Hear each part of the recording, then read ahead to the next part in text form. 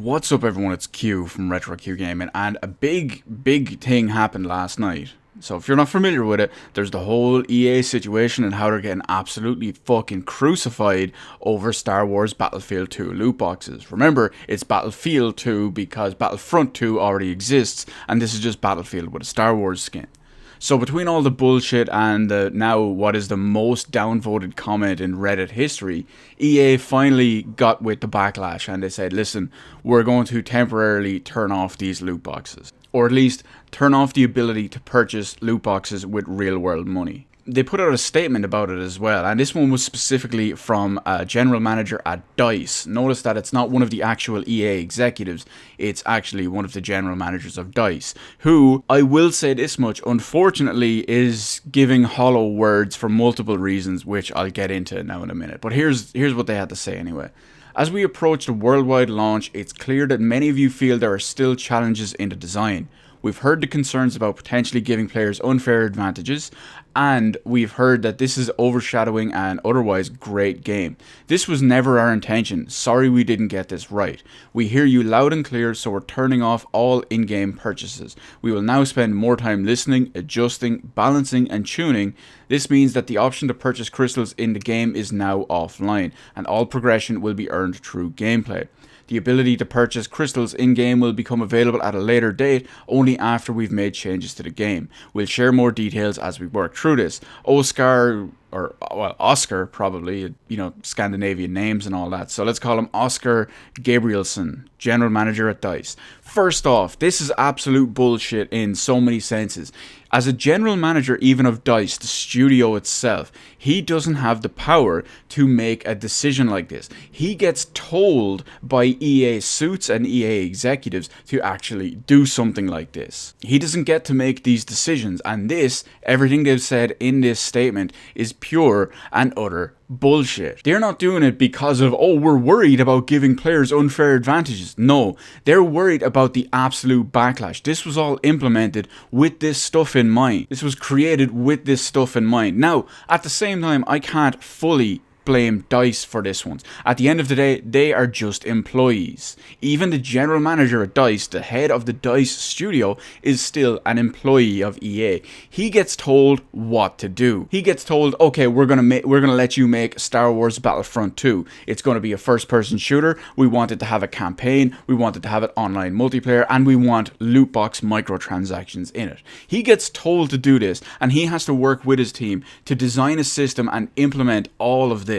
So he is just being a public mouthpiece. And here's a couple of big extra things we want to talk about here as well. Notice that what they said, the ability to purchase crystals in-game will become available at a later date. So they are bringing it back. It's not a full victory just yet. It's the first blow. Remember that. I will give this to the people, the gamers out there who stood up to this bullshit. Something that's usually only reserved for PC players because we have the ability to stand up and fight this kind of bullshit, whereas console gamers don't. Not slagging console gamers, it's just at the end of the day, you're on a closed system and it's either their way or the highway. And usually console gamers, because they're console gamers, will just go with their way. So this is coming back. Make no mistake about that. But while we have them on the ropes, we need to keep punching. Float like a butterfly and sting like a bee. We gotta dodge these microtransactions and hit back. Now, many people who will be on the fence about Battlefront 2 may use this to actually justify their own purchase. If you do that,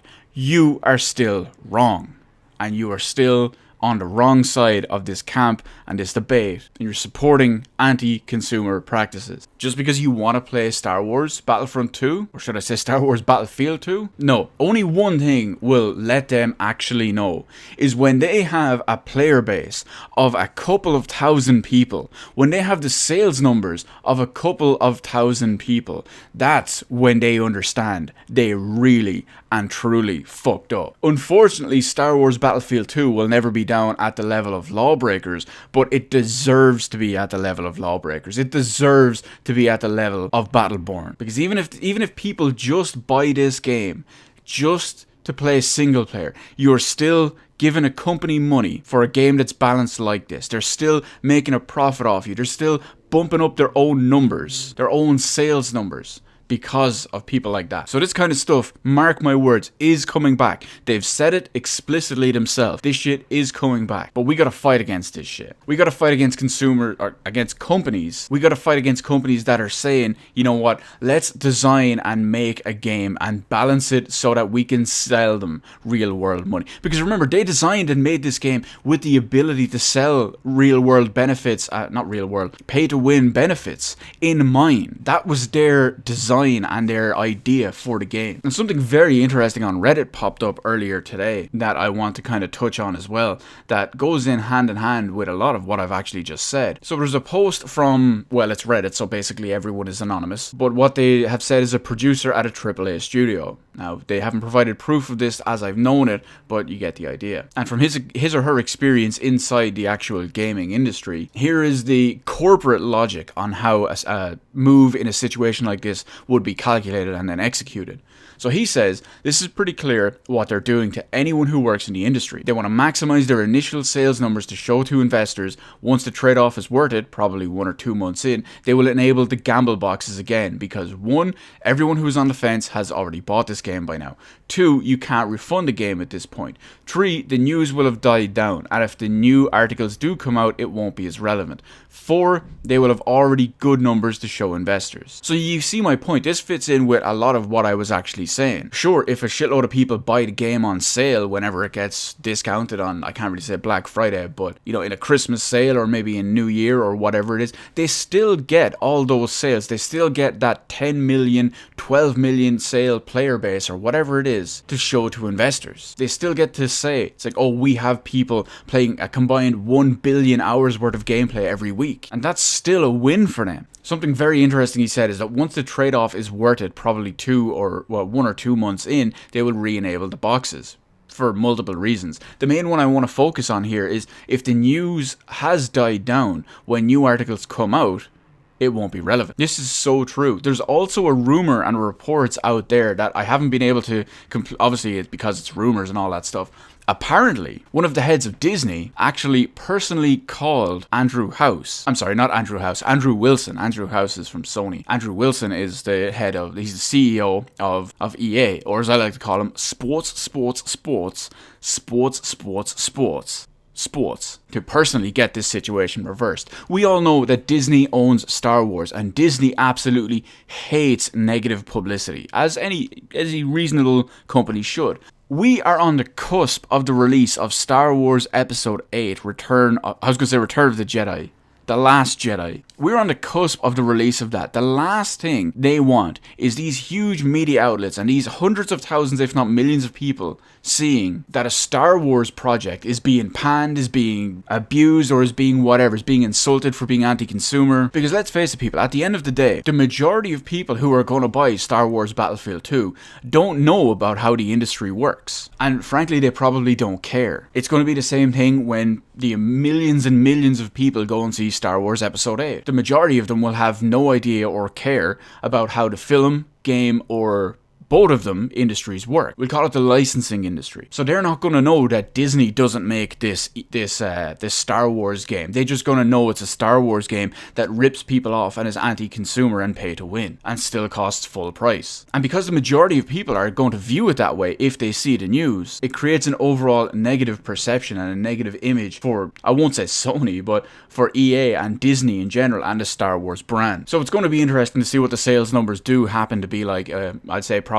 this time next week. Between the massive backlash, we've seen huge amounts of alleged pre-order cancellations, as well as people still saying, oh, now that they've removed the loot boxes, that I'm actually going to buy it, even if I only play single player. But gaming and hypocrisy go hand in hand, so we'll have to see. I'm very, very curious to see how all of this goes, because it's a step in the right direction. And what I'm actually really, really surprised at is that you console guys out there, be it your Xbox fans, your PlayStation fans, whatever it is, you guys banded together with us as PC gamers. You put aside your hate for the rival piece of plastic or your hate for the PC Master Race. You put that aside to stand up together as gamers against these corporate cunts that are trying to rip us off, give us pay-to-win full-price games, put in credit caps that you can only earn a certain amount every so often. You guys, I support this. I'm very happy about that you have done this. But remember, it's not over yet. Because if we get our way and Star Wars Battlefield 2 flops, and it sells only maybe 1.5 million copies, I realize that is hard to justify a flop, but for a big EA Star Wars game,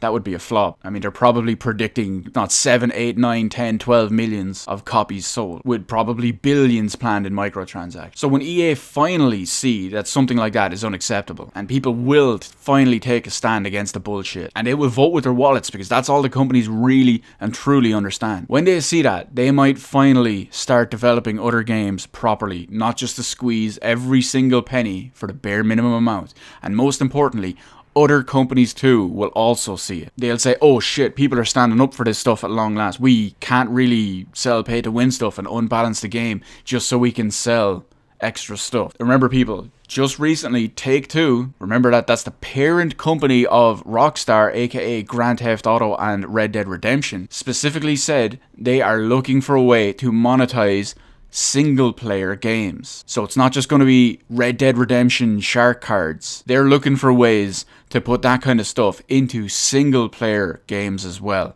So don't be surprised if Red Dead Redemption 2 comes out and it's got shark cards for fucking single player, and it's got grinds and all sorts of extra crazy shit that you can afford by playing for 12 hours a day, 75 days in a row, or you can just buy real money for it. These companies are looking to make money. They're companies. They're out to make money. There's no denying that.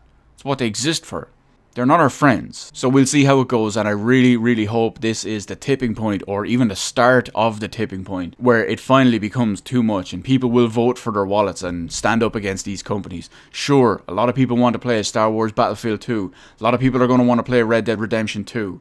A lot of people are going to want to play all sorts of shit. But until you start actually fully, properly standing up against it with many others, we're not going to get anywhere. If 6 million people buy a game and don't buy any microtransactions in it, that's not going to matter, because those 6 million people have still given the company money, sales numbers, forecast figures, whatever, for their initial purchase. To say that even a game is, if it's balanced like this or has a feature or system like this, we will still give you money. The only way to properly fight it is not give them money at all. Ignoring the microtransactions or ignoring multiplayer doesn't make them go away. So it's going to be very, very interesting, and I'm curious to see where we're going to go from here. So it's been a long video. It's been a long day in general. Let me know everything you think about the whole situation in the comments section below. And hit the like button. Hit the subscribe button. Remember to keep saying fuck EA. And thank you for watching. And I will see you in the rest of the videos in my channel.